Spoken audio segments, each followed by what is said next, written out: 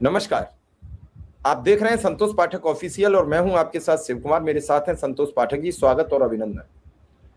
बहुत बहुत धन्यवाद शिव जी, और तमाम दर्शकों को भी नमस्कार। और जब लोग आपको ईरान बनाम अमेरिका लड़ाई की अलग अलग कहानियां सुना रहे थे शिव जी, हमारे दर्शकों को, अलग अलग प्लेटफॉर्म पर लोगों को, उस समय सबसे पहले हमने बताया था कि भैया ये लड़ाई ईरान में जरूर लड़ी जा रही है, लेकिन इसका सबसे बड़ा खामियाजा भारत के 144 करोड़ लोगों को भुगतना पड़ेगा। उसकी शुरुआत हो गई है।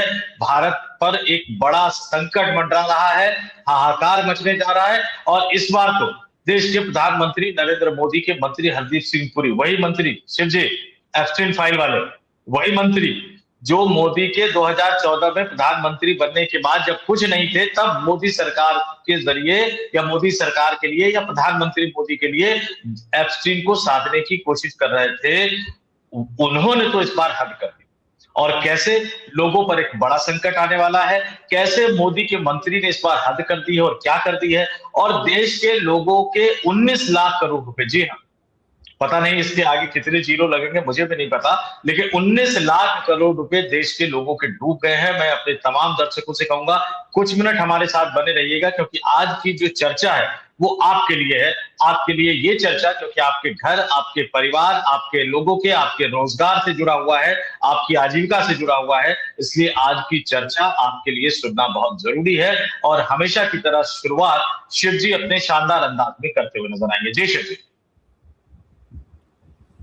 अब लड़ाई कहीं भी हो, और लड़ाई अगर उन देशों पर हो रही है जिनके हाथ में एनर्जी का स्रोत है, यानी जिनके हाथ में ऊर्जा का स्रोत है। ऊर्जा कैसे बनती है? ऊर्जा गैस से बनती है, ऊर्जा तेल से बनती है, ऊर्जा इलेक्ट्रिक होती है।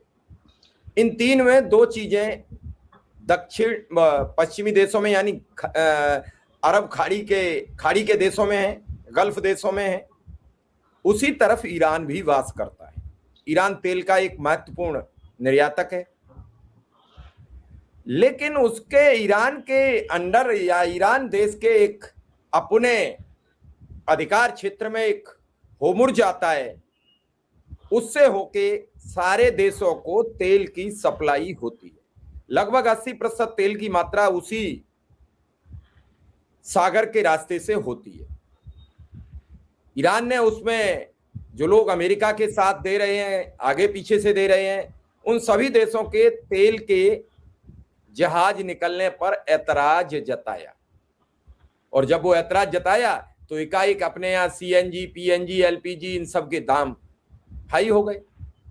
खाने के सिलेंडर के दाम भी बढ़ गए।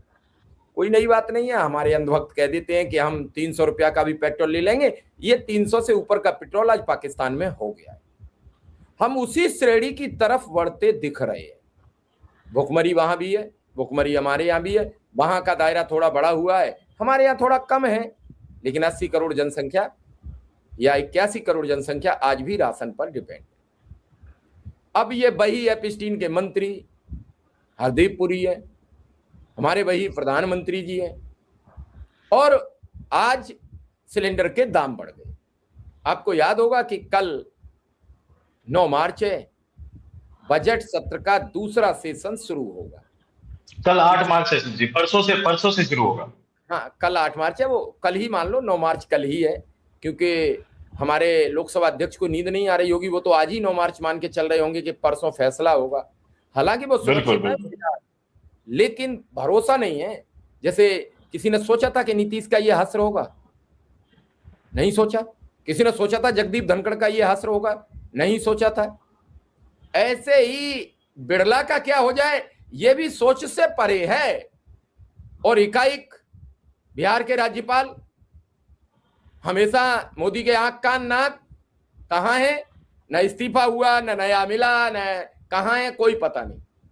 तो ये एक ऐसा दौर चल रहा है कि इस समय भारतीय जनता पार्टी के कई नेताओं की हार्ट बीट बहुत बढ़ी हुई है और हृदय की धड़कन इतनी तीव्र हो गई है कि कई लोग दवा लेने लगे हैं।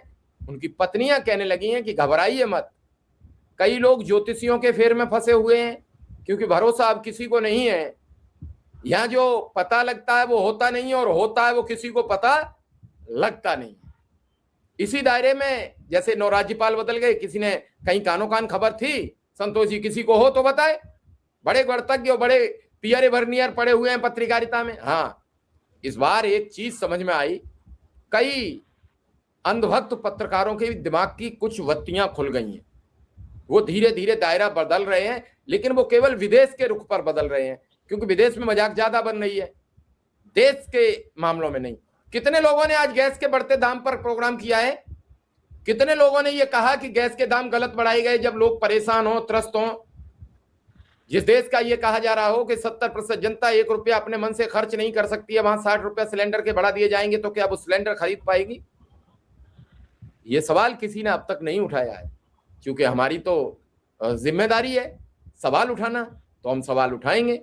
और देखते ही देखते कई लाख करोड़ रुपया स्वाहा हो गए, 7% शेयर बाजार टूट गया है।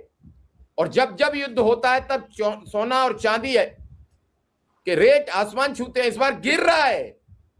नहीं, और सिंधी इस बार अंधभक्त इसको भी मास्टर स्ट्रोक कहेंगे। आपने पाकिस्तान का जिक्र किया ना, अंधभक्तों की एक गजब दुनिया है। वो कहेंगे देखो पाकिस्तान में कितने रुपए लीटर पेट्रोल और गैस मिल रहा है, तो मोदी है तो मुमकिन है। और बड़ा गजब है ये सरकार, बड़ी गजब है। पाकिस्तान में 1000 रुपए लीटर डीजल हो जाए, उससे हमारा और आपका लाभ क्या है और क्या नुकसान है? मोदी के भक्त थ्योरी देंगे कि देखो वो तो तुलना पाकिस्तान से ही करेंगे ना, क्योंकि उन्होंने कभी सोचा ही नहीं है कि भाई हम उससे आगे बढ़ेंगे। और सिर्फ मोदी के मंत्री, बांग्लादेश से क्यों नहीं तुलना की जहां 60 रुपए 70 रुपए डीजल है? वहां तो सब सामने आ जाएगा ना, वहां तो सब सामने आ जाएगा ना मोदी के भक्तों का। जैन जी ने बदल दी सरकार, जैन जी ने बदल दी सरकार। बालेंद्र शाह बनेंगे प्राइम मिनिस्टर नेपाल के, और प्रधानमंत्री के पद तक का सफर हो गया। हाँ, और उसी में देखिए कि हमारे यहाँ जो मोदी के मंत्री हैं जिनका नाम आया हुआ है, मैं तो आपसे कहूंगा कि आप सीधे सीधे दिखाना शुरू करते हैं, दर्शकों को थोड़ी सी खबर भी बता देते हैं। ये देख लीजिए, ये मोदी के मंत्री है, एप्स्टीन फाइल वाले मंत्री हैं। और ये खबर किसकी है? ये न्यूज ऑन AIR, मतलब ये ऑल इंडिया रेडियो जो है उसकी खबर है। ये सरकारी संस्था है, प्रसार भारती के अंतर्गत आती है। इसमें क्या बोल रहे हैं जरा ध्यान से सुनिएगा, मैं पढ़ के बता देता हूँ। भारत में ऊर्जा की कोई कमी नहीं है, पेट्रोलियम और प्राकृतिक गैस मंत्री हरदीप सिंह पुरी। ये news on air Akashvani all India radio बता रहा है कि पेट्रोलियम और प्राकृतिक गैस मंत्री हरदीप सिंह पुरी ने कहा कि भारत में ऊर्जा की कोई कमी नहीं है और ऊर्जा उपभोक्ताओं को चिंता करने की कोई जरूरत नहीं है।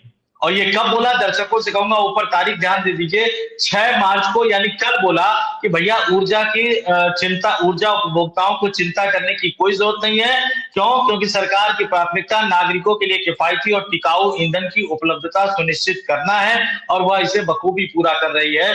6 मार्च को सरकार के एप्स्टीन फाइल वाले मंत्री बोल रहे हैं कि नहीं, भरपूर है, चिंता करने की जरूरत नहीं है। और अगले दिन क्या हो जाता है, मैं आपसे कहूंगा कि जरा वो दिखा दीजिए, गैस के दाम बढ़ने वाली जो खबर है वो भी दर्शकों के सामने होनी चाहिए कि अगले दिन भाई साहब क्या कर दिया उन्होंने।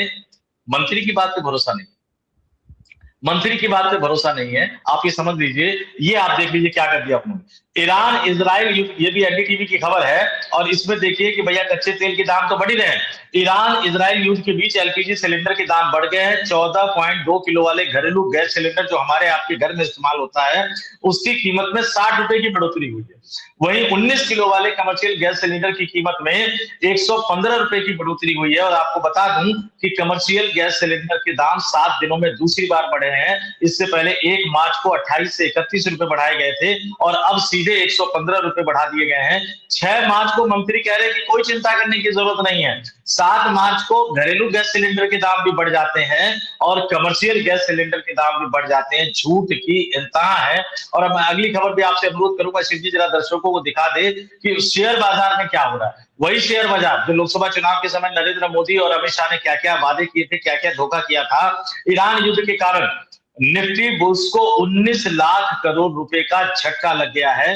अब यह आशंका जताई जा रही है कि क्या हम मंदी की तरफ बढ़ रहे हैं। एक बेयर मार्केट की शुरुआत हो चुकी है। सोमवार को लोकसभा स्पीकर ओम बिरला के भाग्य का फैसला होगा, जैसा कि शिव जी ने बताया। और सोमवार को ही शेयर मार्केट खुलेगा, तो हमें देखना पड़ेगा। अब तक तो 19 लाख करोड़ रुपए की चपत लग चुकी है। शिव जी, सोमवार को क्या होगा? क्या भारत एक बड़ी आर्थिक मंदी की तरफ बढ़ रहा है? क्या भारत एक बड़े महंगाई के संकट की तरफ बढ़ रहा है? क्या भारत में जो है वो इतने बड़े पैमाने पर उथल पुथल, क्योंकि नरेंद्र मोदी और अमित शाह पर भरोसा करके लोगों ने शेयर बाजार में पैसे लगाए हैं। और मोदी के मंत्री का झूठ एक एक करके बेनकाब हो रहा है। इससे पहले इस देश की राजनीति में कभी नहीं हुआ कि मंत्री, सरकार के मंत्री शपथ लेकर इस देश के लोगों से झूठ बोल रहे हो, इस देश के लोगों को धोखा दे रहे हो। लेकिन ये एक असलियत है और भारत एक बड़े भयावह संकट की तरफ बढ़ता हुआ शिव जी नजर आ रहा है, जिसके बारे में सबसे पहले हमने अपने दर्शकों को आगाह किया। कुल मिला के अगर हम चर्चा करें तो बात इतनी सी है कि भाजपा का हर मोड़ पर झूठ पकड़ा जाता है और इस झूठ को जनता समझने का प्रयास नहीं करती। भाजपा अगर ये कह दे कि हमारे पास पर्याप्त संसाधन है, समझ लो उसमें कुछ बड़ा खबर आने वाली है। एक आदमी कहते नहीं है मल्हम लगा दो, एक आदमी नीचे से फोड़े को दबा देता है, पूरा पस बाहर कर देता है। क्यों? पस जब निकलता है तो दर्द होता है। ऐसे ही जब चीज कोई महंगी होती है तो दर्द होता है। मंत्री जी ने 6 तारीख को रात के 9:30 बजे कहा कि हमारे पास किसी चीज की कमी नहीं है और 12 बजते बजते तय हो गया कि सिलेंडर के दाम बढ़ने जा रहे हैं। आपको याद होगा संतोष जी, 50 रुपया सिलेंडर पे बढ़ते थे, फिर सरकार 25 रुपया कम करती थी और 25 रह जाते थे या 20 रुपया कम करती थी जनता को खुश करने के लिए। जब से मोदी सरकार आई तो ये सारा कारोबार तेल कंपनियों को सौंप दिया गया। कब आप गैस के दाम बढ़ाएंगे? 15 दिन में 2 बार नहीं बढ़ा सकते हो, बस हर 15 दिन पे तो रिव्यू कर सकते हो। तेल पेट्रोल के दाम रोज बढ़ा सकते हो। अब आप सोचिए सरकार के हाथ में क्या रह गया? सरकार तो सिलेंडर के दाम भी नहीं कम कर सकती। लेकिन ये खुली छूट सरकार ने दी क्यों? आज सवाल ये जनता को पूछना चाहिए। नहीं, इसको दूसरे तरीके से समझिए। ये खुली छूट सिर्फ दर्शकों को भरमाने के लिए दे रखी है, क्योंकि जब चुनाव का सीजन आता है तो बढ़ने नहीं देते हैं, चुनाव खत्म होते ही बढ़ा देते हैं। आपने कहा 15 दिन में बढ़ेंगे नहीं, कमर्शियल गैस के दाम इन्होंने 7 दिन के अंदर बढ़ा दिए। जब जब इनका मन करता है बढ़ाते हुए नजर आते हैं। रूस से सस्ता तेल खरीद रहे थे, तेल की कंपनियों को ये चाहिए था कि दर्शकों लोगों को फायदा देते इसका, लेकिन लोगों को फायदा नहीं दिया। मोदी साहब के करीबी मित्र धन्ना सेठों की तिजोरियां भरती रही और अब जब अंतरराष्ट्रीय बाजार में तेल और गैस के दाम महंगे होते जा रहे हैं, बढ़ते जा रहे हैं, तो उसका असर सीधे सीधे उपभोक्ताओं पर डाला जा रहा है। मैं बिना किसी लाग लपेट की कहूंगा, हरदीप सिंह पुरी तो प्यादा है शिव जी। हरदीप सिंह पुरी को मंत्री बनाए रखना या हरदीप सिंह पुरी को मंत्री बनाना और मंत्री बनाए रखना नरेंद्र मोदी की मजबूरी हो सकती है, लेकिन ये देशवासियों से जो लूट, मैंने सीधे ही कहा था कुछ दिन पहले कि भैया हमारी सरकार लुटेरी सरकार है जो सिर्फ लोगों को लूटना जानती, फायदा पहुंचाना नहीं जानती। सस्ता मिला तो आपने फायदा उद्योगपतियों को दिया, महंगा हुआ तो अब आप लोगों को उस महंगे तेल और गैस की कीमत का खामियाजा उठाने को मजबूर कर रहे हैं। ये सीधे सीधे इसके लिए अगर कोई व्यक्ति जिम्मेदार है तो एक व्यक्ति जिम्मेदार है और वो देश के प्रधानमंत्री नरेंद्र मोदी। किसी और को जिम्मेदार मानने की जरूरत नहीं है। हरदीप सिंह पुरी को भी जिम्मेदार मानने की जरूरत नहीं है। हरदीप सिंह पुरी को इस देश की जनता ने चुना नहीं है। लोकसभा चुनाव लड़ने गए, हार गए थे, नहीं चुना उनको इस देश की जनता ने। इस देश की जनता के वोटों के बल पर लुभावने सपने दिखाकर देश के प्रधानमंत्री बने हैं नरेंद्र मोदी। और जहां तक आपने कहा इनकी बात का, एक बड़ी कहावत है, वो कहावत मैं कहना नहीं चाहता, लोगों की भावनाएं आहत हो जाएंगी, लेकिन कहा गया कि नीतीश कुमार बिहार में मुख्यमंत्री थे, मुख्यमंत्री हैं, मुख्यमंत्री रहेंगे, लेकिन आपने उनको कायदे से 150 दिन भी नहीं रहने दिए। आपके मंत्री कह रहे हैं तेल गैस की कोई किल्लत नहीं है, अगले दिन आपने रेट बढ़ा दिया। आप कह रहे हैं कि मैं 56 इंच का सीना हूं, लेकिन 56 इंच तो छोड़िए, अब जिस तरह से ये दुम दबाए भाग रहे हैं डोनाल्ड ट्रंप के सामने, वो 56 इंच तो छोड़िए, 5 इंच का भी सीना नहीं लग रहा है कि एक छोटे बच्चों का, जो कुछ महीनों के बच्चों का होता है, उतना भी सीना नहीं लग रहा है। आपने कहा कि देश को सुरक्षित रखूंगा, देश का इकबाल बढ़ाऊंगा। हालत ये हो गई है कि क्या अमेरिका, क्या इजराइल, क्या ईरान, अब सब जो है भारत की बेइज्जती करते घूम रहे हैं। इजराइल ने तो कहा कि 140 करोड़ का देश हमें मिल गया।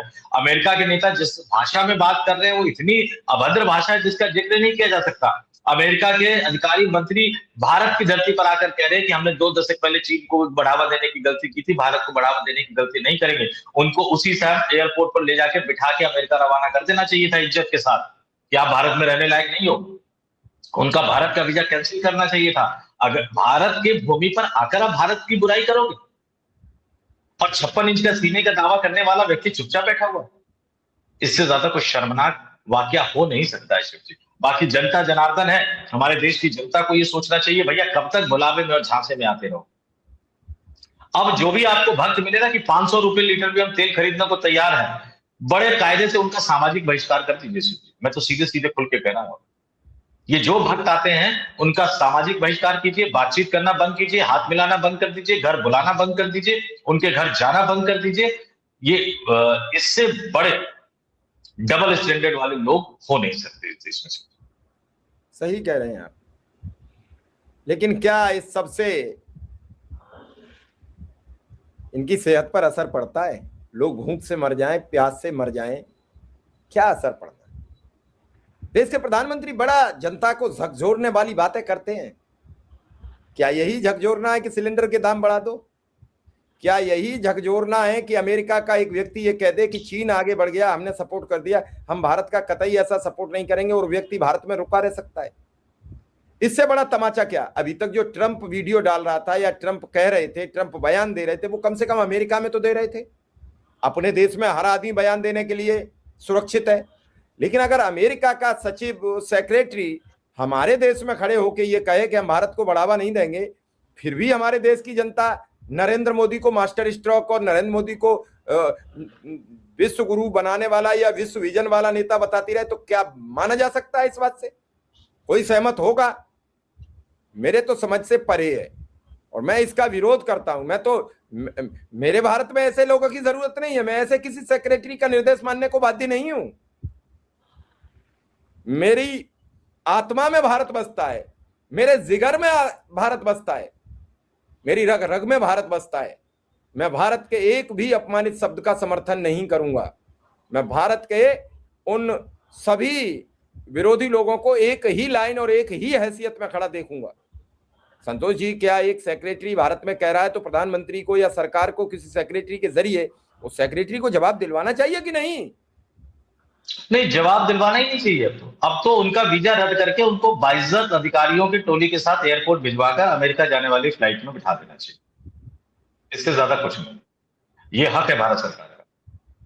भारत सरकार किसी भी व्यक्ति को अवांछित घोषित करके भारत में उनकी एंट्री पर बैन लगा दे सकती है। और ये नरेंद्र मोदी को तो याद दिलाने की जरूरत नहीं है सिर्फ।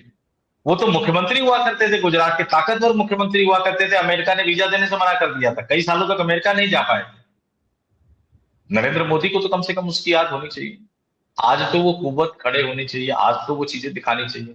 मेरा मन अभी भी ये मानने को तैयार नहीं है कि कोई फाइल है जिस फाइल के दम पर उनको ब्लैकमेल किया जा रहा है। लेकिन मुझे ये समझ में नहीं आ रहा कि प्रधानमंत्री इतना झुक क्यों गए।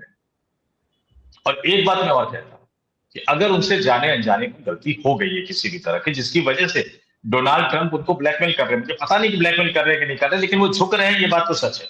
अगर किसी भी गलती की वजह से डोनाल्ड ट्रंप उनको ब्लैकमेल कर रहे हैं तो उनको आज रात को 8 बजे आना चाहिए, दूरदर्शन के जरिए देश की जनता के नाम अपना संबोधन करना चाहिए और ये कहना चाहिए कि हाँ, मुझसे ये गलती हुई जिसके दम पर डोनाल्ड ट्रंप मुझे ब्लैकमेल कर रहा था, लेकिन अब मेरी अंतरात्मा जाग गई है। मैं देशवासियों से माफी मांगता हूं और इस प्रोग्राम के खत्म होने के बाद मैं अमेरिका की चूड़ियां टाइट करने वाला हूं। भले ही अमेरिका मेरे बारे में कुछ भी खबरें रिलीज करता रहे या लीक करता रहे, ये देश की जनता बहुत महान है। जिस दिन वो इस देश की जनता के हितों को सुरक्षित रखने के लिए खड़े हो जाएंगे तन कर, भले ही उन्होंने जो भी गलतियां की हो, इस देश की जनता उनको माफ कर देगी। लेकिन एक गलती को छुपाने के लिए बार बार गलती करते। अब हमें दर्शकों से यह पूछना है, क्या सिलेंडर के बढ़े हुए दामों को आप सही मानते हैं या गलत मानते हैं, उचित मानते हैं या अनुचित मानते हैं? हमें कमेंट बॉक्स में जरूर बताइए ताकि हम ये समझ सकें कि तेल के दाम घटे या बढ़े, लेकिन गैस के दाम बढ़े हैं वो ठीक है या गलत। हमें आपके कमेंट की प्रतीक्षा रहेगी और इस वीडियो को लाइक शेयर करना भी मत भूलिए, चैनल को सब्सक्राइब भी कीजिए। नहीं तो इस तरीके की खबरें लाने में हमें भी बड़ा तैयारी करनी पड़ती है और सरकार से सवाल करना अब आज के युग में आप समझ रहे हैं एक चुनौती है और इस चुनौती को हम हर पल हर वक्त स्वीकार करते हैं। फिलहाल इस खबर में इतना ही। धन्यवाद, आभार, नमस्कार। नमस्कार।